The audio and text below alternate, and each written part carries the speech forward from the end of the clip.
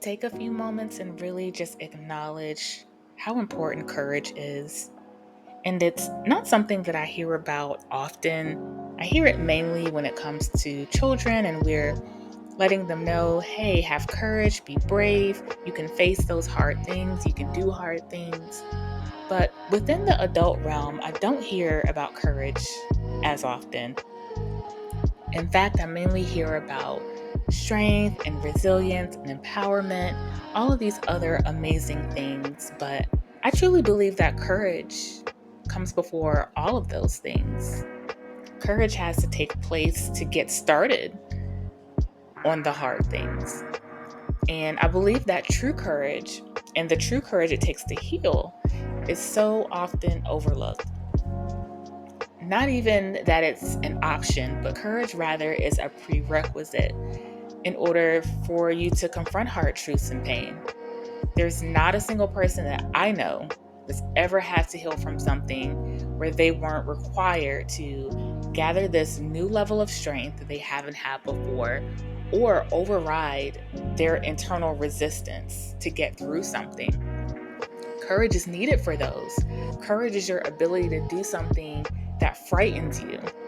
It's being able to take action in the presence of your pain, of grief, or with being threatened with the change that you're just not ready to accept.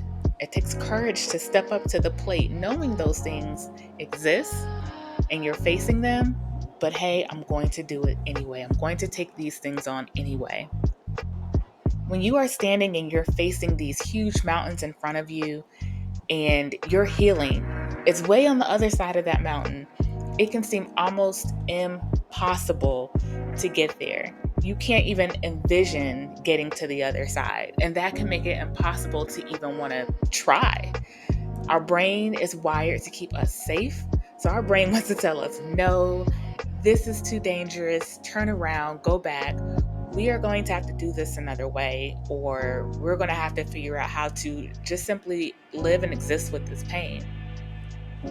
But how brave is it when you take power over your situation and you strap up those boots and you put on your courage, not knowing how long your journey is going to be, not knowing how many valleys there are in between these mountains? That's courage. So, why is courage a prerequisite? What's the connection in using it to heal? So, think about how often we hear of leaving alone old wounds, right? Just accepting what is and keep pressing forward. Don't continue to pick at the scar. And while these statements can hold true at very specific times and in certain situations, sometimes you can't go around the wound. The only way is through. And there are times where wounds that continue to reopen, such as you finding yourself continuing to be re-triggered by something, that means that more than just a band-aid is needed. Those wounds need care, they need attention, they need patience, gentleness, all the right techniques in order to stitch them up for good. It's in our nature to not want to touch the things that hurt. Remember, I said earlier, we hear all the time to leave that wound alone, quit re injuring the wound. Sometimes we do that because we fear that we're not going to be able to tolerate the level of pain that it's going to take to confront the truth about a situation, or we don't have what it takes to be able to button ourselves up once we've confronted that truth, and now we're left feeling raw and exposed and vulnerable. How do I put myself back together again? Because I have to continue to press forward through life, or even press forward through today. I can't walk around this raw even the rest of the day. Healing requires that we confront the truth, however, and sometimes that means that that truth can be painful. But when we don't utilize courage to confront the truth or the pain that we've been experiencing, we end up getting comfortable with just burying those things and pushing them to the side. We get comfortable with just cutting off the people or just cutting off the problem. But in doing these cutoffs, what about you? What about your heart? What about your peace and your spirit? those things still have to be addressed, even though you did the cutting off. And your thoughts and emotions around the wound or the pain you've experienced can become encapsulated in a shell, and it becomes hardened so you can put it to the side and continue to move through your life, but it's still there. And so that really reminds me of oysters and their pearls. And I'm not sure if you're familiar, but the way that pearls are made is really a defense mechanism or a protective mechanism that the oyster uses.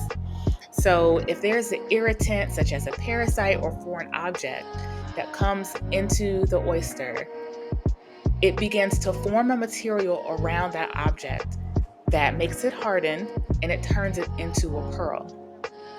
And this is exactly what's possible for each of us when we experience a pain point or have that irritant that comes into our lives. We oftentimes find that we have to wall ourselves off or wall off that emotion or pain in order to keep ourselves protected.